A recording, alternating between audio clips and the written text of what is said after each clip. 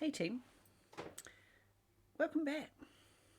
Leaders begin culture building right from the interview.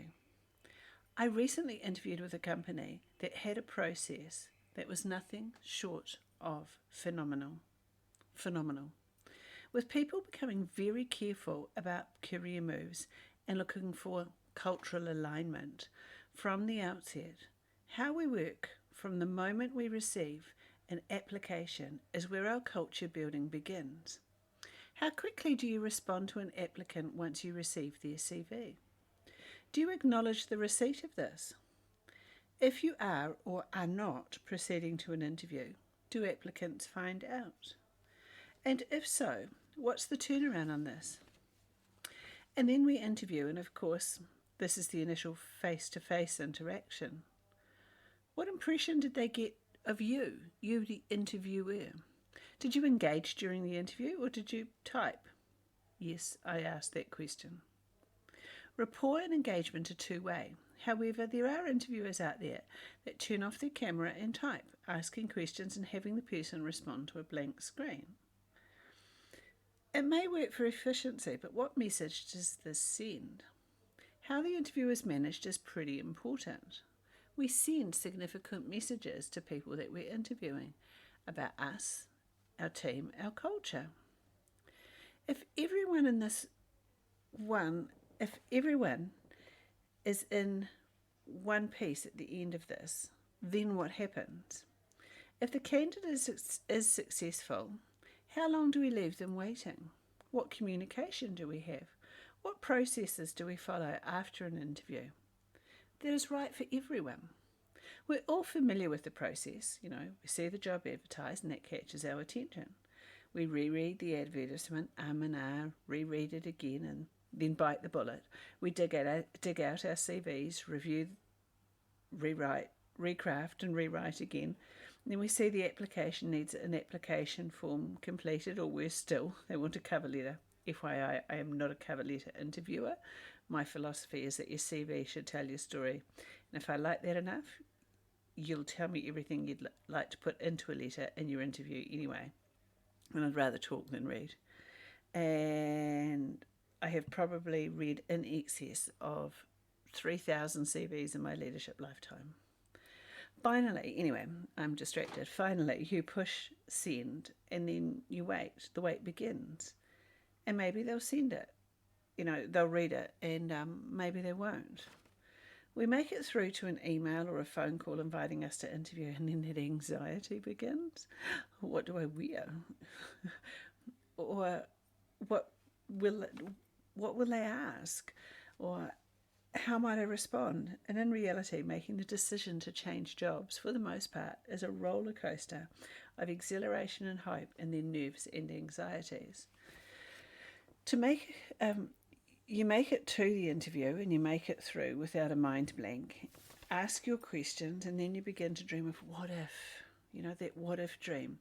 Begin to hope and then wait and wait and wait.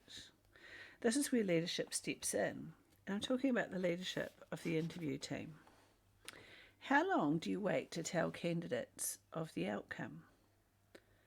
One scenario might be that you tell them during the interview that they've been successful and then move the interview into really meaty and interesting discussions to move forward, getting planning and into planning and accelerating the process.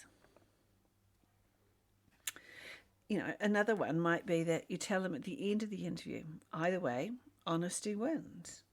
It's either disappointment or jumping in to discuss the logistics and move forward, and everyone moves on. And then there's say nothing, and you talk about it with your team, and then you call the candidate immediately or decide to wait. I'm always one of those that calls immediately. I hate creating anxiety in people. But my one is, why do people decide to wait? Who does it help? Once I was told on an interview committee that we had to wait 3 days so that we didn't seem so eager. I really couldn't get my head around this. I've generally, by rule, been the one to deliberate with the team and then phone people either way that day.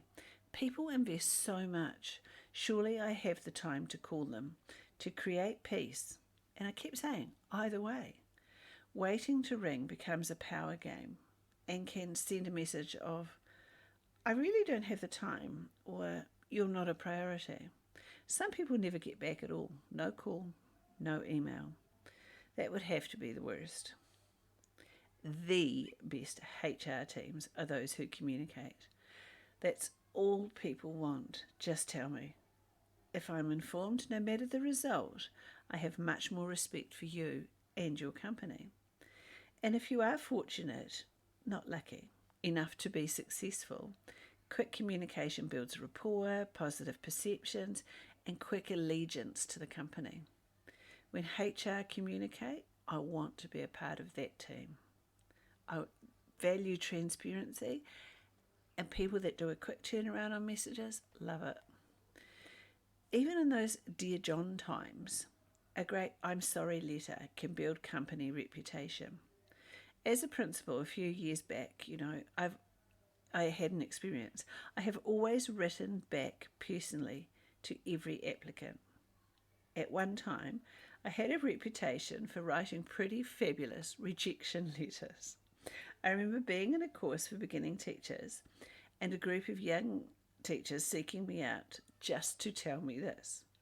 Being a communicator, even with the negative, doesn't have to be clinical. Radio silence is the worst. Candidates just need a connection, a conversation. They just need communication. To pull all this together, it's about communication. People make themselves vulnerable every time they make an application. They dream, they hope, they wish, and we have a responsibility to communicate, to care. Waiting is just an unfair game and no one wins. Are people genuinely your priority? Starts from the moment an application arrives. Win people, build people, create your team.